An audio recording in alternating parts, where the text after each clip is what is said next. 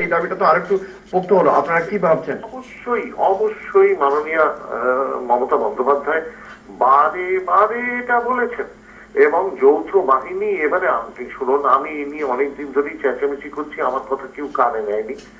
এমনকি আমি তো বলতে বাধ্য হচ্ছি যে তৃণমূল দলের নেতৃবর্গ কিন্তু খুব একটা কানে নেননি। আমি এ নিয়ে আমার এই বইটাতে উপসংহার অংশে কিন্তু পর পর যে টেক্সট গুলো, SMS গুলো পাঠিয়েছিলাম মাননীয় দলনেত্রীর কাছে, সেগুলো পর পর দেয়া আছে। অনেক 1 বছর ধরে এটা আমি বলার চেষ্টা করছি যে যৌথ বাহিনীটা যে পাঠানো হলো, এরা সামনে দাঁড়িয়ে থাকবে শিল্ড হিসেবে এবং সিপিএম যা খুশি তাই করে যাবে, এবং সেটাই করেছে।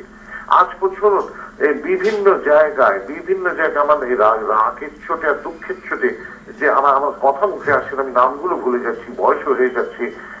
কিছুদিন আগে একটি গ্রামে লালগড়ে ওরা গণধর্ষণ করেছে লাগাতার এক ধার থেকে, নির্লজ্জ বেহায়া, ওদের লজ্জাও করে না। এবং মুশকিল হলো যে, এবং এটা আমি একজন ভারতের সাংসদ হিসেবেই বলছি, যে ভারতের কেন্দ্রীয় সরকার এই ব্যাপারে কেন যে চুপ করে আছেন আমি বুঝতে পারছি না।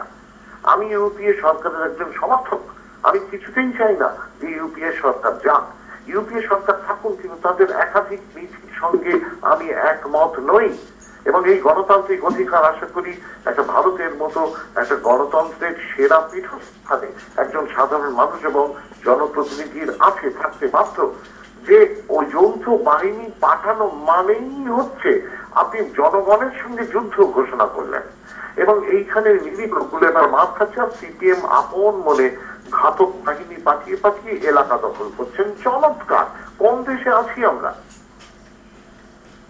একই সঙ্গে সুমনদা, এটাও তো আজকে আরো একবার দেখা গেল যে প্রশাসন যেরকম ভাবে নিষ্ক্রিয় ছিল, এই প্রশাসনের ভূমিকা নিয়ে কি বলবেন? প্রশাসন আছে নাকি? প্রশাসনটা কোথায়? নন্দীগ্রামের সময় আমরা কি দেখেছি? ওই জননী ইট ভাটায় অস্ত্র শস্ত্র সফিস্টিকেটেড ওয়েপন্স ধরা পড়লো, খবরের কাগজে সারা পৃথিবী সেই ছবিগুলো দেখলাম। বোমা, লোক ধরা পড়লো পগার পা, কারুর আর পাত্তা নেই। কোথায় প্রশাসন? এখানে প্রশাসন তো দেখছি ডক্টর বিনায়ক সেনের মতো ভারত রত্ন পাওয়ার যোগ্য একজন মানুষকে জেলে পাঠাতে আগ্রহী। প্রশাসন, আইন কোথায়? কার জন্য আইন? আপনার কথা দুবার উঠে এলো নন্দীগ্রাম, মানে আপনি আজকের ঘটনায় কি 14ই মার্চের ছায়া দেখতে পাচ্ছেন?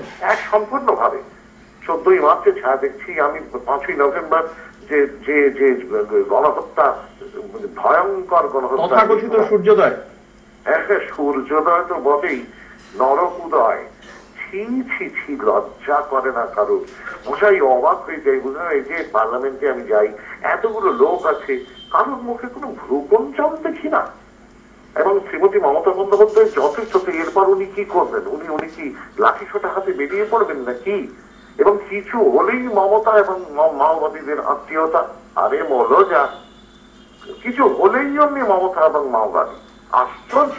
এবং কেউ একটা কথা বলে না। এতগুলো লোক বসে আছে পার্লামেন্টে, তারা জানে যৌথ বাহিনী পাঠিয়ে পাঠিয়ে কোথায় কোথায় কি ধরনের নরমের যোগ্য হচ্ছে, মেয়েদের ইজ্জত নেওয়া হচ্ছে, বাচ্চা ছেলেদের আঙুল কেটে দেয়া হচ্ছে। এরা কারোর কি কোনো কাণ্ড জ্ঞান আর নেই? এ নিয়ে একটা কথা কেউ বলবে না।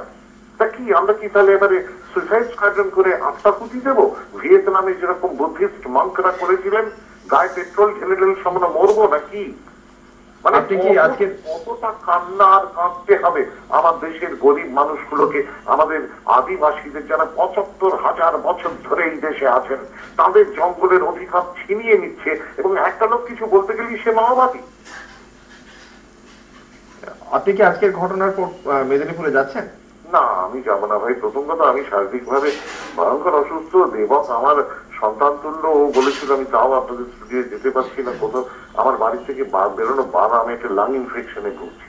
আর এছাড়াও আমি আর গিয়ে একা কি করবো বলুন তো? আমি একা মানুষ, একা কোথায় যাব?